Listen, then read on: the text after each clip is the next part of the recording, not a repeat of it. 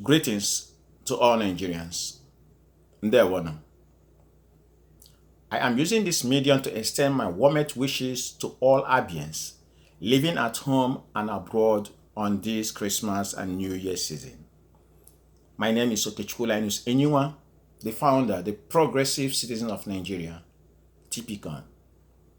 TPCON is a non-profit organization designed to monitor our political leaders and their subsidiary appointees on the issue of governance, and to make awareness of the right of our citizens in the law be known, especially for the vulnerable individuals who have been oppressed and dehumanized by the current system. Let me be clear, this message today is not either a part of social news network or a campaign trail. Rather, it is a collectively voices of our citizens at home and abroad demanding accountability, responsibility, and transparency in all branches of our government in the state. The issue that matters to us today is leadership. Leadership. Many times, I keep wondering if our political leaders truly understood what leadership means or what it takes to be a leader. It has been clear to us that the word leader or leadership have been redefined by our politicians for their greed and selfish interests. Many of them believe leadership means they and their family member, including their friends, are entitled to live above the law of the land and them oppress and dehumanize their fellow citizens whom they have claimed that elected them to govern. Secondly, they believe that being a leader in Nigerian society means taking public funds made for human resources and city development to enrich themselves and their family generation to come and leave the rest of us on the poverty level without questioning them. The ugliest of it all, that so-called themselves our leader prefer to see a high rate of unemployment maintained among our youth in order to commit all sorts of atrocity in the name of helping them as the job seekers, or pretentiously help few of them to survive the hardship their policy and corruption have created in return for something else. Let me tell you, in general, they succeeded turning our son, our brother, and our father into jobless individuals, where their dream become a fantasy with little or no fault of their own. They stole the pride of our daughter, our sister, and our mother, thereby turning them into a new mechanism for sex or a pleasure bag. Honestly, these acts are dangerous and inhuman in every society under the earth. The question shouldn't be anymore, brother or sister, does it really make sense the way these people have been committing all this atrocity without being questioned? I believe the question for all of us today, how long shall we continue to allow ourselves to be enslaved in our fatherland? How long shall we continue to allow these people to design a life for us? How long shall we continue to allow them to decide who govern us and how we will be governed? How long shall we continue to allow kakistocracy to be the system of government in our state?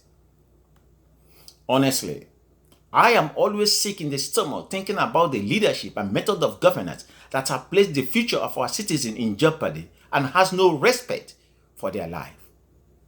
In my own opinion, I think that the time have come for all of us to start thinking about the future of our children and our grandchildren, even if it means to resist them. Never you forget, democracy is the government by the people and for the people.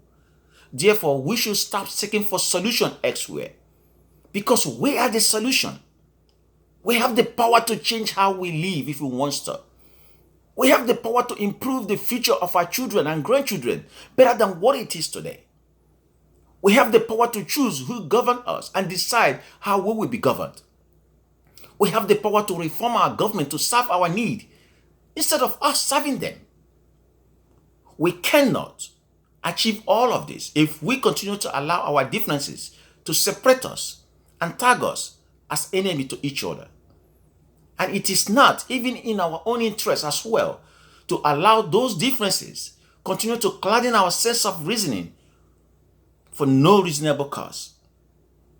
We must speak in one voice on those issues that are facing us as a state in order to create a brighter future for our children and grandchildren. I tell you, we will be great if we focus on the things that have denied and placed our state on the darkest side of civilization, humanity, and development than playing a senseless politics of our turn and their turn to rip up the public fund on the expenses of the future of our children and grandchildren. In fact, I think it is time for all of us to fight for a common goal issue in order to welcome progress and prosperity in our own state. To be honest with you, my message today is not based on how I feel or what I think. Rather, it is what I believe. I believe Abians deserve a better living condition and security than what they have today. I believe Abia deserve a better educational system that will enhance our human resources. I believe they deserve better public infrastructure to improve their economic capability. I believe my people deserve a universal primary health care coverage for all of us. I believe they deserve a leader who will be a role model for all of us as well. I believe we deserve a leader who will stand up and defend our culture, our people, and our state against any of the federal government illegal activity and atrocity. I believe Abia wants their government to respect the rule of law in every circumstances, regardless of who is involved.